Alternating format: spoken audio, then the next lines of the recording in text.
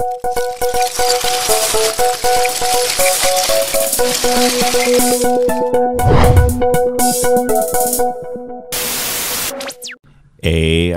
Podcast, episode number 14. Welcome to the ARE Podcast. ARE Podcast, where it's all about encouraging and inspiring you today so you can fulfill your dream of becoming a licensed architect tomorrow. And now your host. He enjoys rappelling in ice-cold waterfalls, David Doucette. Hello, and welcome back to another episode of the ARE Podcast, episode number 14. I'm joined with our co-host, Eric Corey Freed, who, by the way, I think we recorded a great episode last week with the, of course, I forgot what it was. What was this? Oh, wow. I'm trying to get the name of it. 8 tips to help you land your first job in architecture, in an architecture firm. I thought that was a great topic. A lot of good advice. I felt good just getting all that off my chest, really. It was really good. I listened to it, actually. That was one I went back and listened to, and I was like, we said some good things there, based on all of our years of experience. So this episode 14, should architecture schools be required to teach ecology? And if you don't know what ecology is, we're going to talk about that too. But before we do, let's see. And now, NCARB News. All right, our NCARB news is from last month, or actually, I guess we're in September. No, we're in February. It's from December. But the NCARB news is over 30 accredited architecture schools indicate interest in NCARB proposal for integrated path to licensure initiative. That's the title. That's a mouthful. But the gist of it, it's a big deal because there's 38 universities that are interested in NCARB's new proposal for integrating basically academic credits, internship, and work experience, trying to incorporate all of that into sort of this ARE process. So I think it's very cool. It's something we're following closely. But part of me is thinking many people listening to this won't be affected because hopefully they're going to be done the AREs by the time this comes into play anyway. Right, yeah. I mean, if you're listening to this, you're probably already in IDP.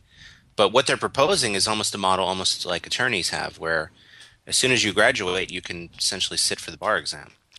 Well, I'll tell you, it took me 7 years to complete the ARE process, but at the BAC where you just came back from a couple weeks ago, where I graduated from, part of the curriculum is you work for a firm during the day, you make real money, you go to school at night and on the weekends, and it's all fully accredited.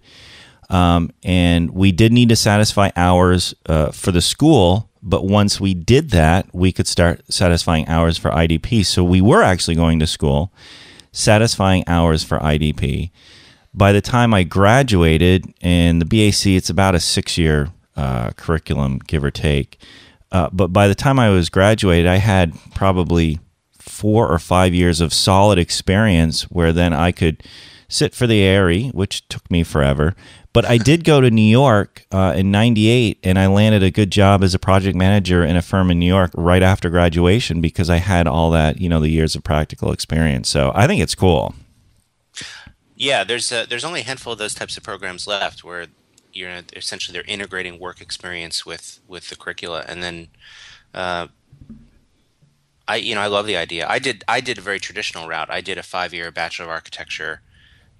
How soon can I get out of school kind of thing, and it was great. I loved it, but I was working nearly full time for a lot of that, and just really killing myself. And I wish the school was a little more adaptable for my work schedule. Yeah, it's really not, right? I mean, you're in it, and if you're not there, all your friends shame you because you're not in studio. Yeah, and I would go to I remember I had an 8 a.m. methods and materials course.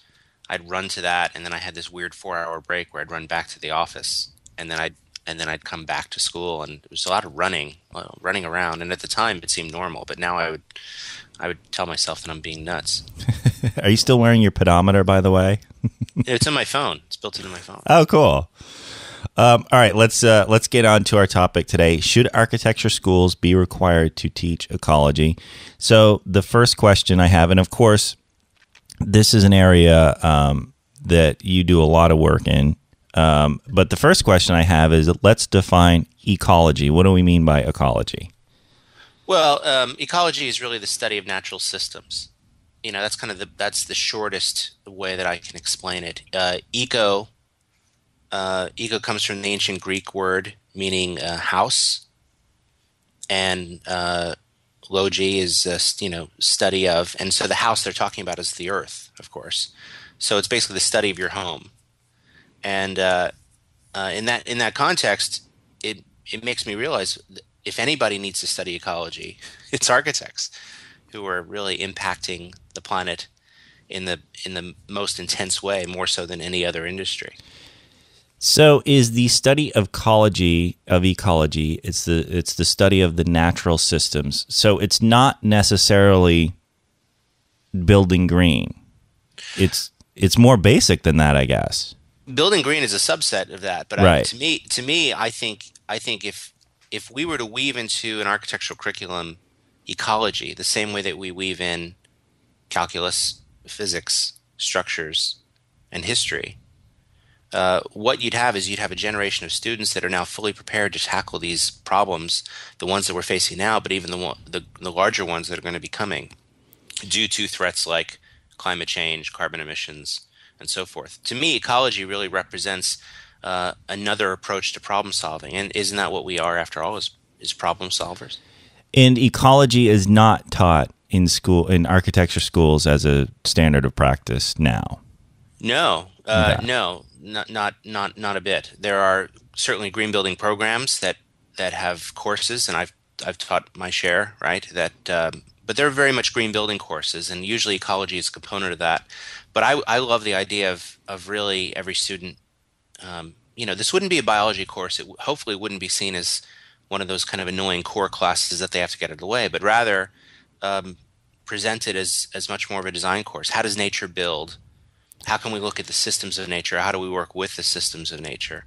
And it would cover topics that, well, here's the thing. It would cover topics that every time I show them to students, they go bonkers for. So topics like biomimicry and permaculture, for instance. Which just sound cool to say, by the way, biomimicry. Yeah. Right. But and there, and those two topics and those two books, by the way, would definitely be part of this course. So maybe it's just me having this kind of fantasy about this new core course that would go to all of the architecture schools in the country. But let me ask you this, because as we're talking about it, I'm wondering why it's not already integrated. Because if you think of what we do as architects, we are problem solvers. And whenever we are trying to solve problems, we like as much background information as we can get. And as we can recall, once I remember, the beginning of the year design studio, you get your site is selected for whatever your project. You go to the site, you document, you find all kinds of information about that site. It's all information research gathering.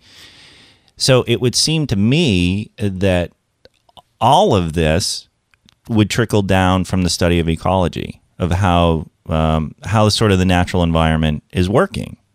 And I guess, like, for example, wind patterns would be a subset or a microclimate of that.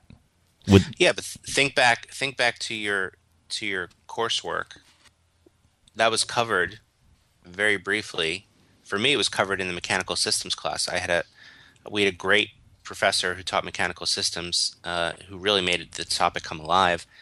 And he spent as much time talking about looking at prevailing wind, looking at sun charts, psychometric charts, as he did talking about VAV boxes, right? So, I think I was one of the lucky ones that had a professor that kind of instilled this in me. But I think for the most part, when I look at a typical architectural curriculum, the feedback that I get from deans is that the NAAB makes the curricula so tight, there's no room for anything else, right?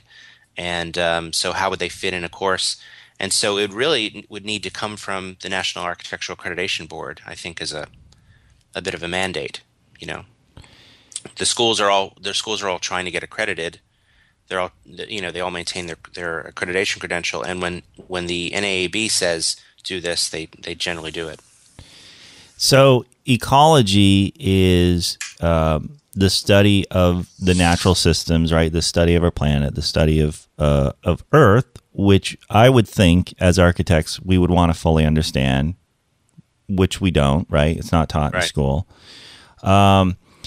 So then some topics that would be, say, considered during, for school topics like life cycle assessment, would that fit under the umbrella of the study of ecology in a curriculum?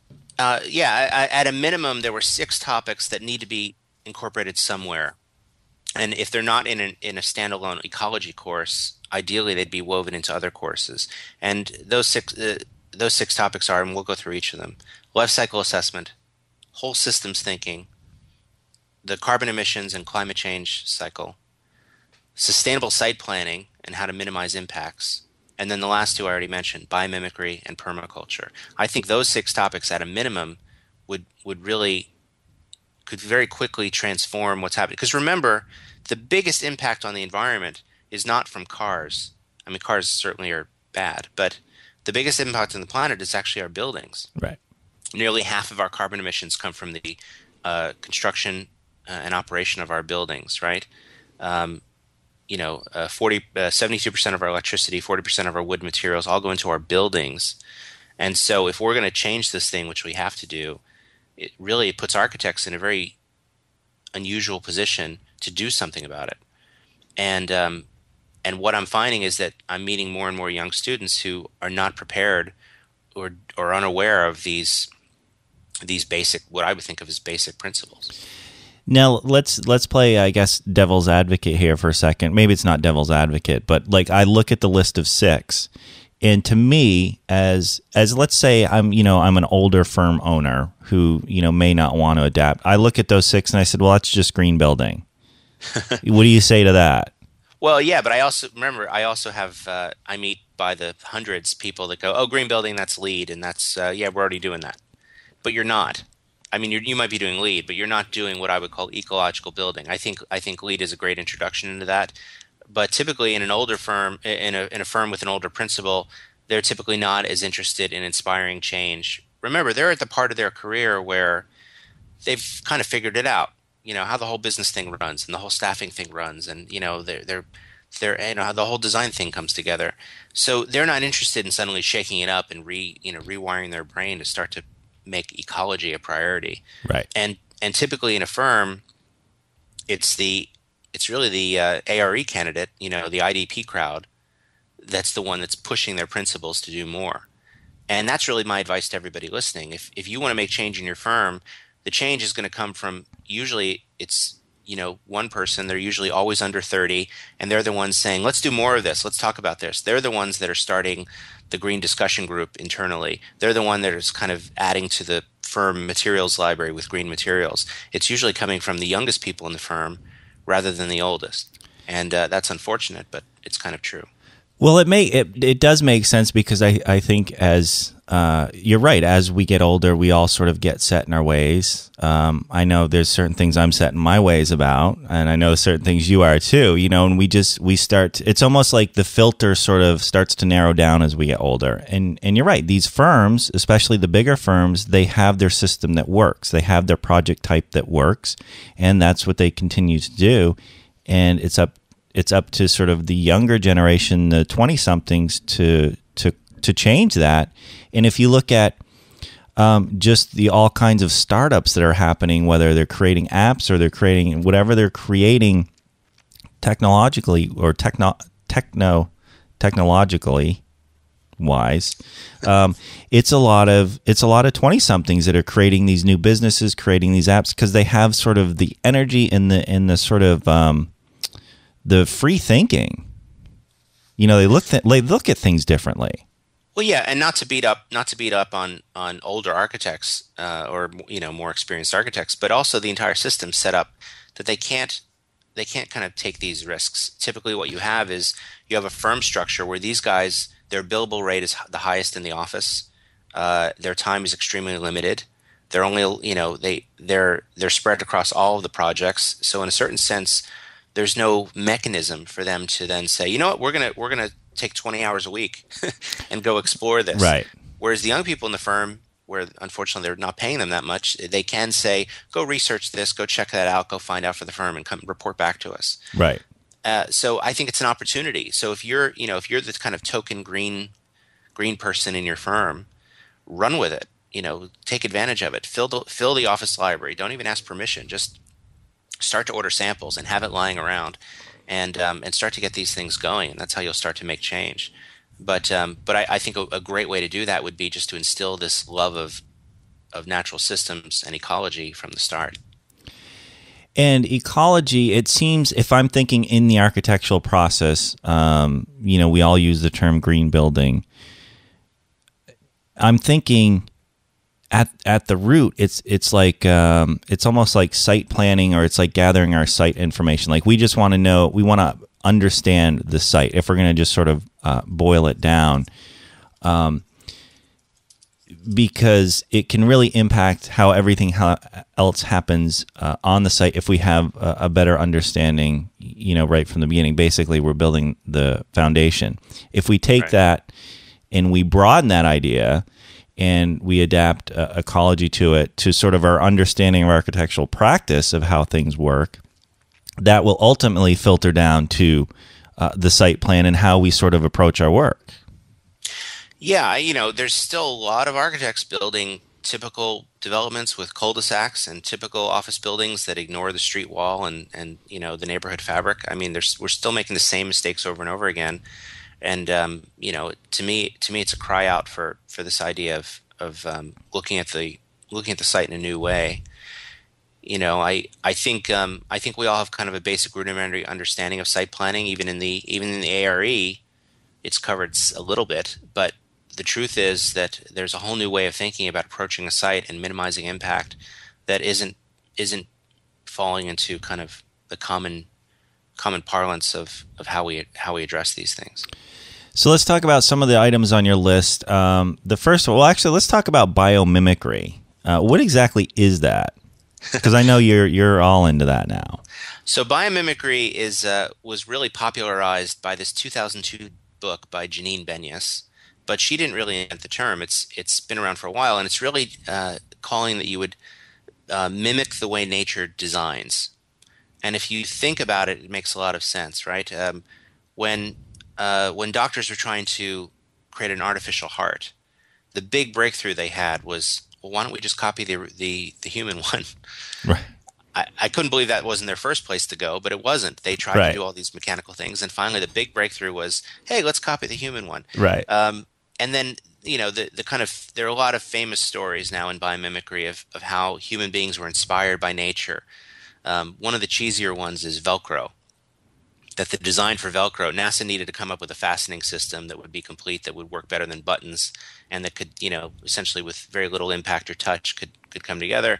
And so Velcro came about as it was inspired by those little burrs that catch onto your clothing when you walk through a brush, right? Right.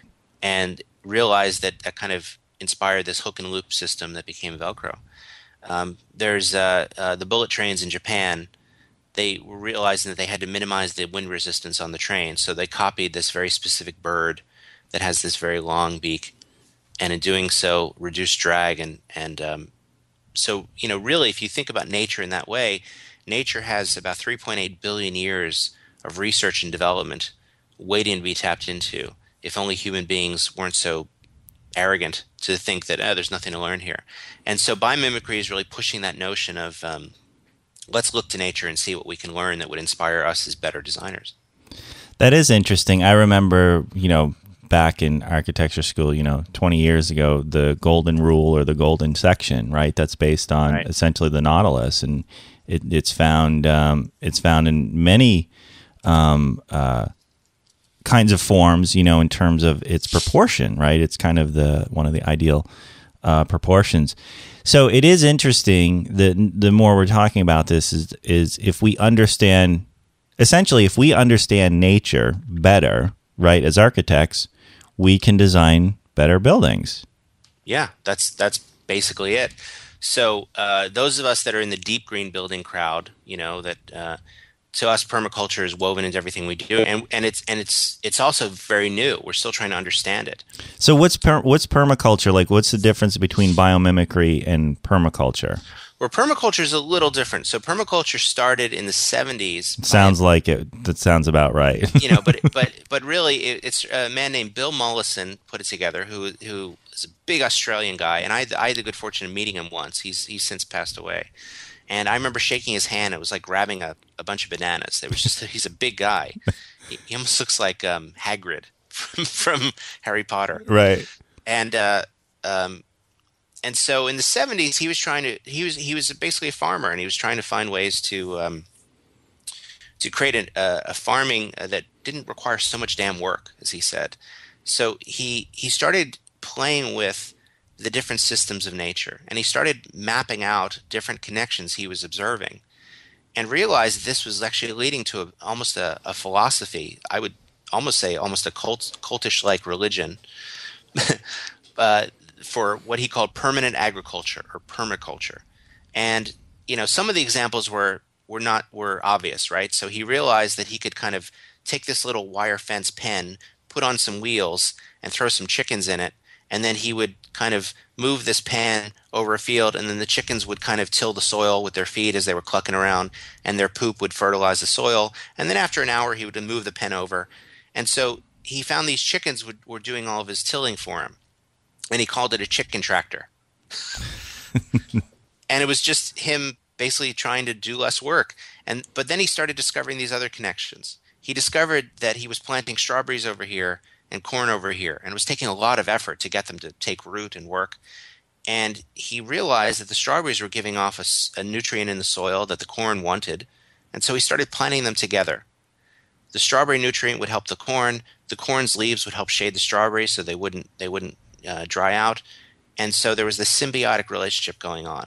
And as he started mapping more and more of these things, he started realizing that this was really a whole systems approach to how we adapt with nature. Right. So the book Permaculture is as much about farming as it is about whole systems thinking. And that's why there's in San Francisco, there's the Permaculture Institute of Northern California, and they give these workshops, and people go not to learn how to farm. They go to kind of get this understanding of whole systems thinking in a very new way.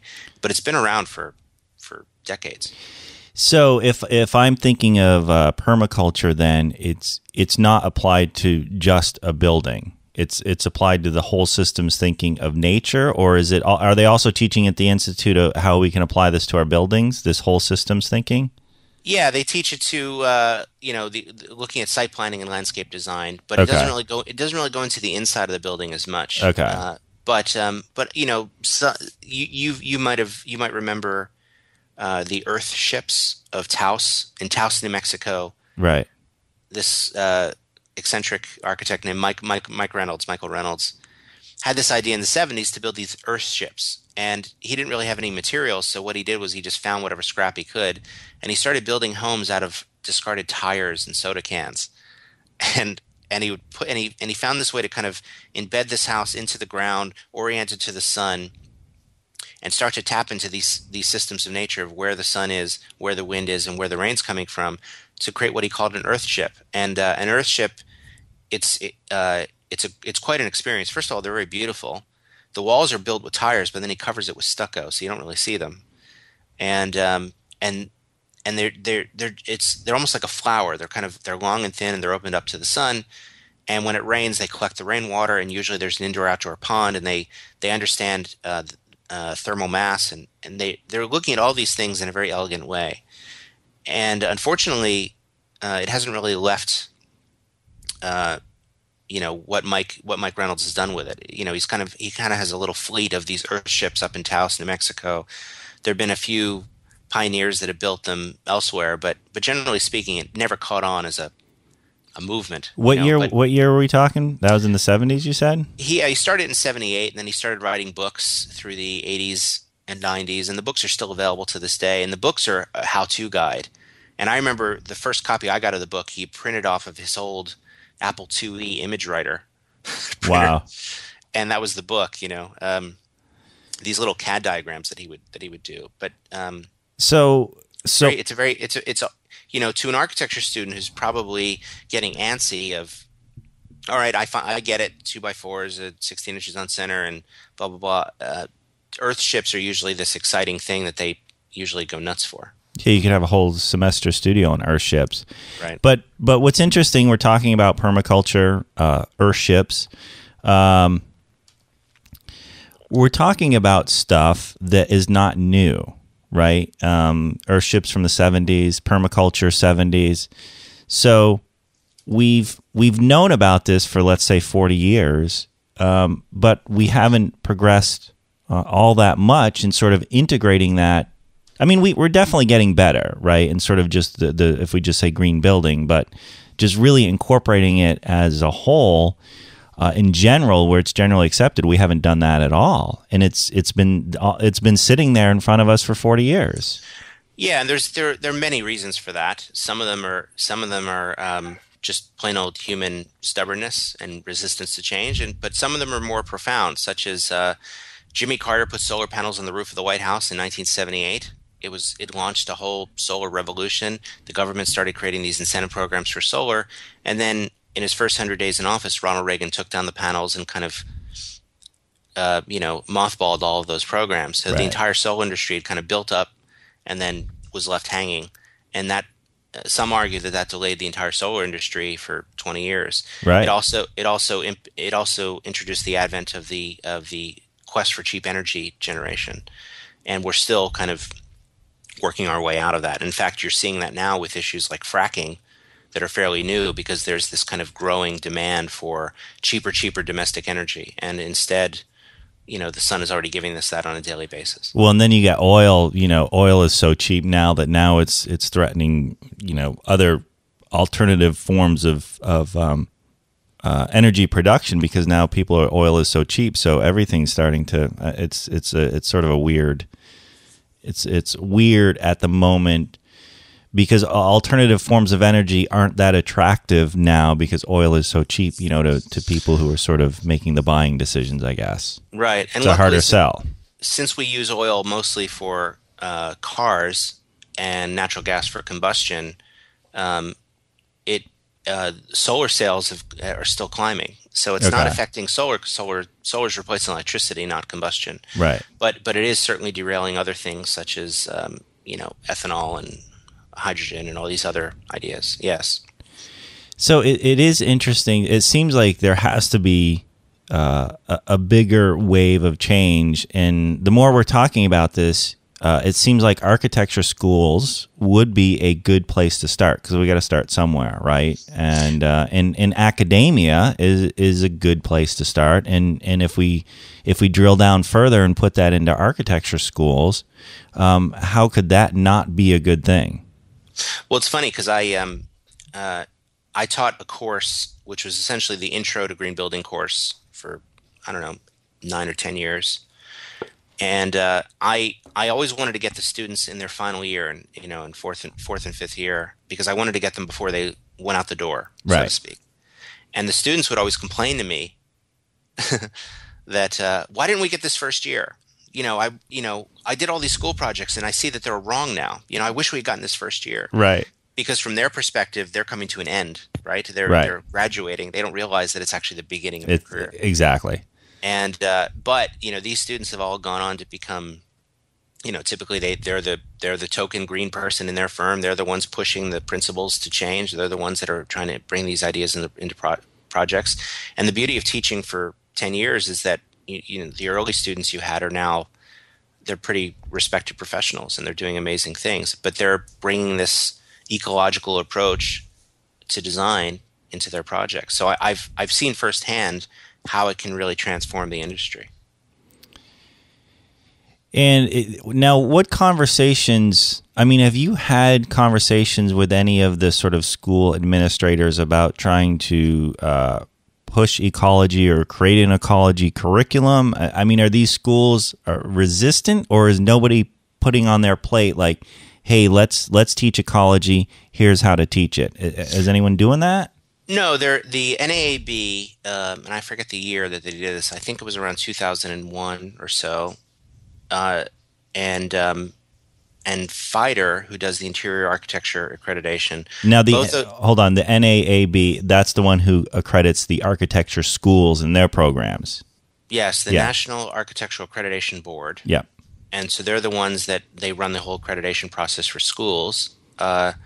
Everybody listening probably hasn't dealt with them directly, unless your school happened to go through an accreditation review while you were there. But generally, they set minimum standards. So in 2001 or so, they said, okay, we have to add green building to the curriculum in some way. And then the FIDER accreditation, which is the interior architecture accreditation, did the same thing. So suddenly there was this explosion in 2001 of schools scrambling to find green building courses. The trouble is that they were typically electives. They weren't required. They weren't mandatory. So my course for 10 years was an elective. And it was a popular elective, but still nobody was forced to take it. And the students would say things like, why aren't all students made to take this? They don't really understand all the ins and outs of doing a whole program. But the deans are usually very open to it. But I remember when I first came in, first at Academy of Art and then at UC Berkeley, I said, listen, I can make this kind of Green Building 101 class, but in truth, that's the beginning. What we need to do is we would need to incorporate it into every other studio. They can't just talk about it with me and then build their toxic, ugly, wasteful buildings in the other studios. So I started essentially giving lectures to each studio around the school, really just to kind of get them thinking about it too. So I'd do like a guest spot. Right. And really it was as much for the professor of the course as it was for the students. I bet, for sure. So the real way to get any sort of legs behind this would not be to hit up the different architecture programs. It would be to really NAAB would need to be sort of the real genesis in this, I guess. Yeah, I mean, a school can only push so much, but their curriculum is so mandated by the NAAB that it's difficult for them to add anything. I mean, they can add electives, of course, but to add something as a core course, it would have to come down from the NAAB. Absolutely. Okay. All right. Maybe a letter writing campaign would be, I don't know. To the NAAB? Yeah. Yes, because we as architecture students have so much time on our hands to just write letters to the NAAB. I will say in the show notes that we'll put on the website, we're going to list the 6 topics, and we'll have other links for you. And then also I'm going to include 2 PDFs. One is what we have already talked about, which is ways you can incorporate these things into your office. And the other is a list of no-brainers that you should automatically do in every project. And they're pretty basic things. They're things like use 0 VOC paints, use pine flush urinals if you're specifying urinals. I mean, stuff like that. And you told me an interesting stat a while ago is the percentage of architects that have actually worked on a green building, it's extremely low. Do you know what it's like 15% or something? There's like 85% of architects have never worked on a green building or something like that? Yeah, well, these are based on surveys, so who knows? But okay. But a couple years ago, there was a survey from Environmental Design or Building Design and Construction magazine, and they asked architects, when are you bringing up green solutions to your clients? And essentially 2/3 of them said some version of only when they mention it, only when they bring it up. Right. So that means 2/3 of architects are basically sitting there knowing about green building, maybe even wanting to do green building, but not saying anything. And It's weird. It's just strange. Yeah, I think it just comes down to the whole business side of it, and they want the job. I mean, it's the whole, and that's what's weird too. It's like architects, we want to change the world, but we also want to run a business that's going to put food on the plate. So it's always that balance, and as we as architects are not compensated nearly as well as other professionals. So it's sometimes feast or famine, and it's hard. Right. All right. So permaculture, biomimicry. life cycle assessment, tell me what that is. Life cycle assessment is looking at a material through its entire life. Where did it come from? How did we make it? How are we going to use it? And what are you going to do with it when you're done with it? And so the easiest way to look at that is to ask 6 questions of everything you put in the building, right? Question 1, where did this material come from? Well, did it come from trees? Did it come from the oil industry? Where did it come from? 3,000 miles away where it had to be trucked, across country. Question 2, what are the byproducts of its manufacture? So if it's wood, well, the byproduct is deforestation, which of course adds to climate change. So that's probably bad. If it's concrete, well, it has all that energy that goes into making the Portland cement, right? Every industry has some bad byproduct that if it's steel, it's lots of energy that goes into melting it down and making that ore molten. Question 3, how is the material delivered and installed? Right? Oh, there's our 3,000 miles. Right. Yeah. Did it come from far away, or did Right. it come locally? And then once it came, did you then cover it with a toxic goop of high VOC sealants, or can you find something better? Question 4, how is the material maintained and operated? Is it durable? Does it require a lot of energy? Does it require a lot of effort? Do you have to paint it every 3 years? It's really just asking the question. Question 5, how healthy is it? Now, this is a good one because oftentimes we don't know. But does it contain any known cancer-causing chemicals? Does it contain formaldehyde, VOCs, vinyl, right? And if so, then we probably don't want it near humans. And then question 6, what are you going to do with it once you're done with it? Is it recyclable? Is it compostable? Can we kind of dismantle it and then send it back to the manufacturer and they can reuse it for something? There are never any clear answers for these 6 questions, but in doing so, it's a great, it really raises a lot of conversation points. And one thing that, I would always get these sales reps that would just show up at the office. Oh, I'm here to update your binders. It's maddening, right? And I would say, well, before you put the binder in the office, let me ask you these 6 questions. And would they know? And if they didn't know, then they couldn't leave the binder. And I said, you come back when you know the answer to these 6 questions. Wow. And because otherwise, if you don't know, then I'm not going to probably believe you. Right. And I'm certainly not going to go, just because you show up, I'm not going to drop everything and research it. So, all the things that we put in the building, we ask these 6 questions of, and they're great conversation starters to that end. And it's interesting. Well, first of all, yeah, those guys just the updating the materials library. They're just, and they never come at the right time. They never make appointments, and they're pushy. They just show up, and you feel like, oh my God, But I'm glad you asked them those 6 questions.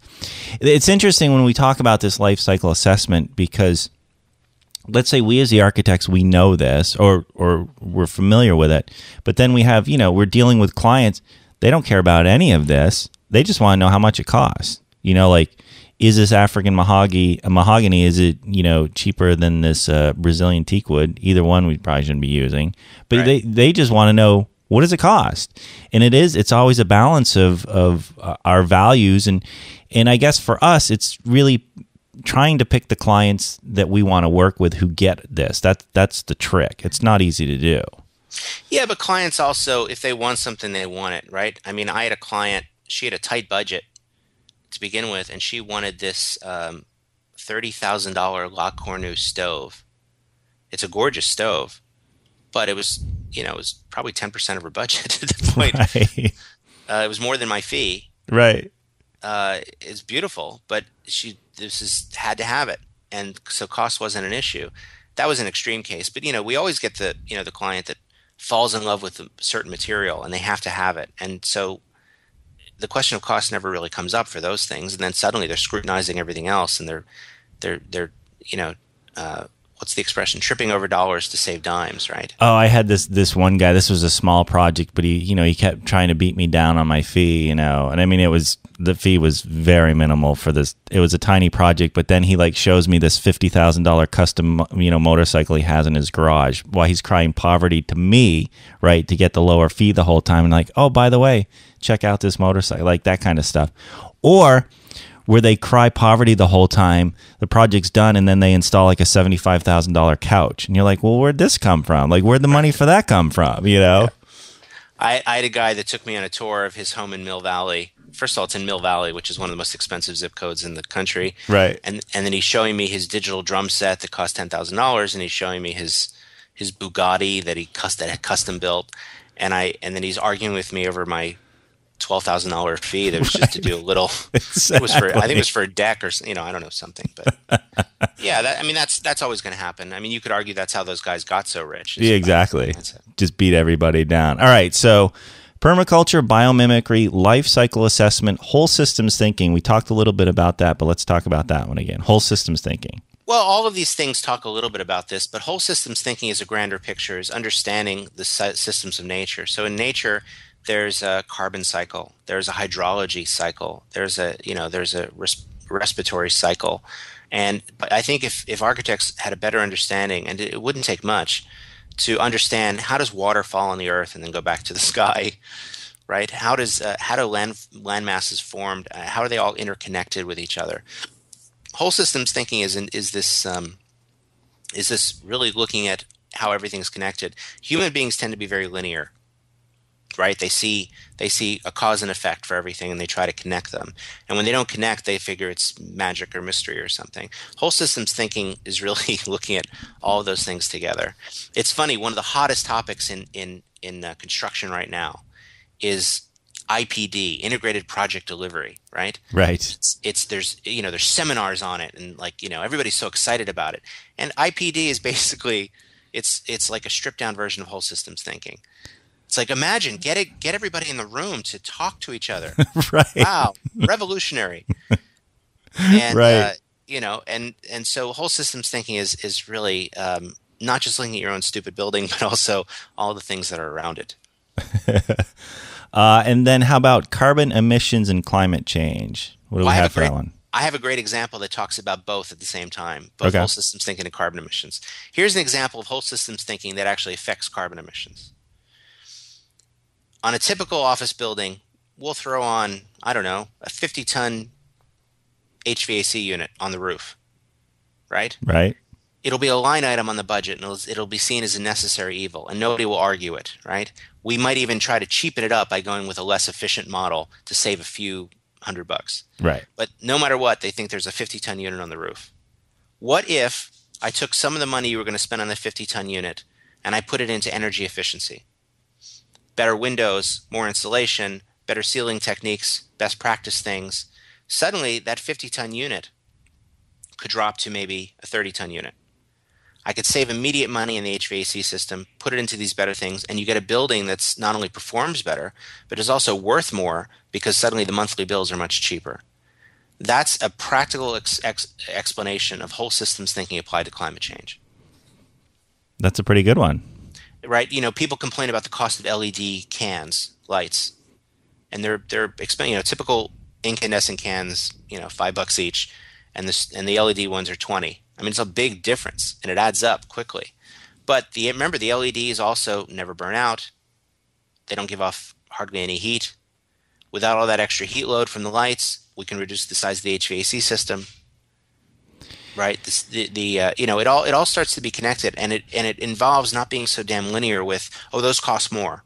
Well, they cost more, but have other benefits. Well, that's exactly what it is. It's the short-term thinking and all of this very linear, very short-term thinking, like now. Like, how much does this cost me now? Yeah. And if you can step back and look further down the road, like, the people who are doing the great buildings in Seattle that we were just talking about, the green buildings and stuff, you look at these people who are much more forward-thinking. And even I've had clients, too. We did a silver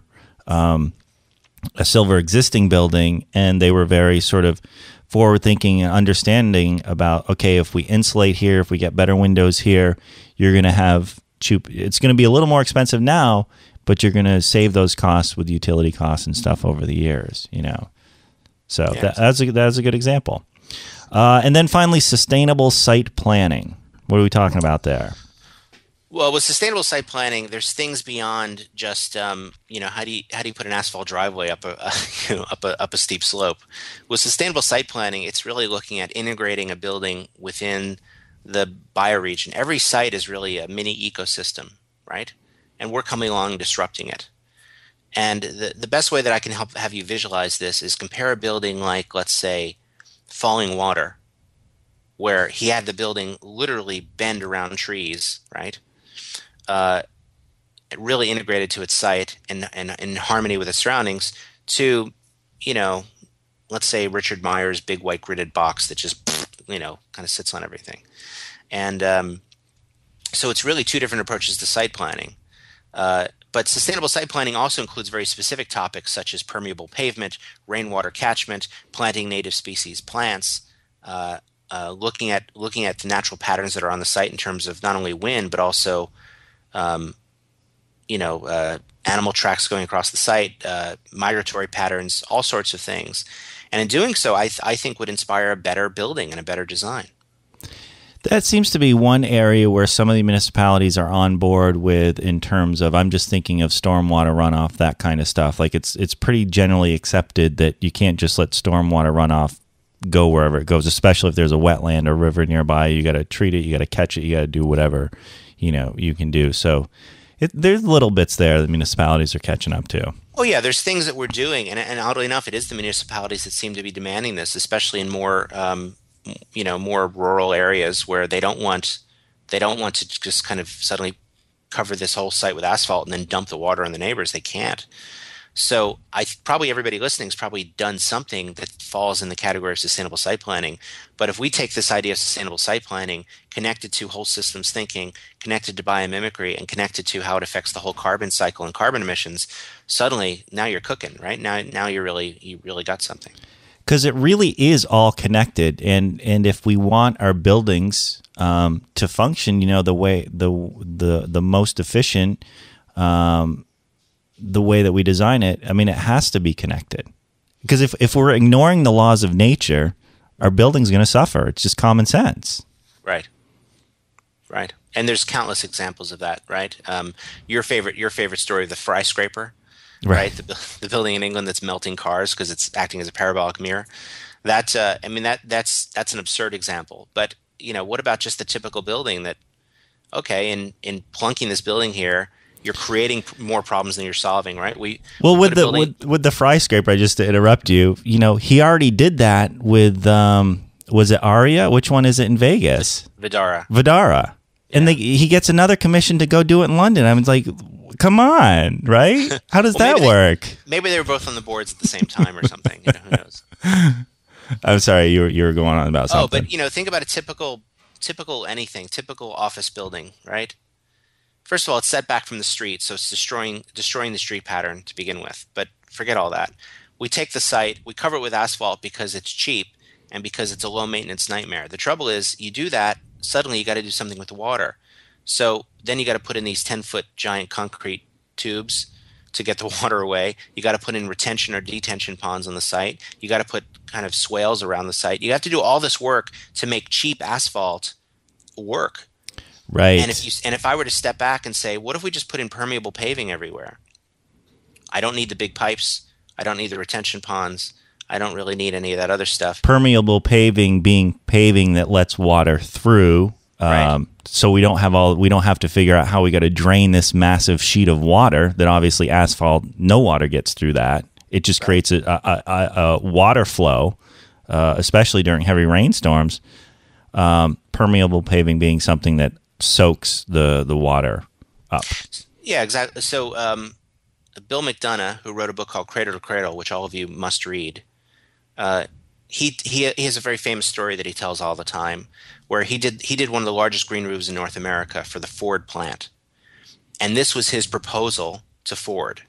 And I don't remember the exact numbers, so forgive me, but he essentially had a whiteboard, and he says, we want to do a green roof. Here's what you were going to spend on a normal roof with rainwater catchment and all the plumbing and all the stormwater management stuff. You're going to spend $50 million. A green roof is going to cost you $15 million. So I've saved you $35 million because we don't need to do any of that stuff. He said since you make about a 5% markup on a Ford Taurus, essentially I'm giving you the equivalent of 8 million cars, an order for 8 million cars. That's how much I'm saving you right now. And it was approved in 5 minutes, he said. And so and remember, I don't remember if those are the exact numbers, but that's how he sells these things in that listen, by not doing traditional which you're used to. Right. I'm removing those problems that we had to solve. Engineers get very good at, we're going to, okay, you need a roof. Well, that needs water. Okay, we'll solve this. We'll solve that. And it's all added up, and it's this additive thinking. And it's stepping back at a whole systems approach and saying, well, if we had a green roof, we can wipe all that out.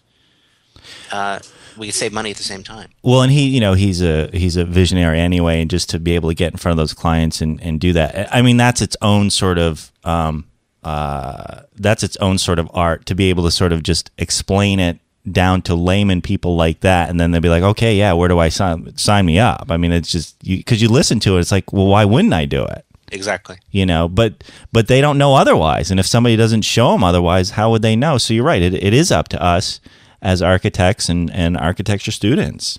So have I convinced you that we need ecology in the architecture schools? Me, I was convinced before we recorded the episode. Oh, okay. Well, there you go. No, I think it's great stuff. It seems to me that there's no reason not to have it. Why not? Especially when you think some of the foolish stuff we do have in architecture schools. So maybe you got to send this podcast over to NAB and find someone over there that'll listen to it. Yeah, I will. We will. Alrighty, I think that's going to wrap up today's show. My name is David Doucette on behalf of Eric Corey Freed. Thanks for listening to the ARE Podcast. Be sure to visit architectexamprep.com and check out our other podcast episodes, video tips, and the ARE blog.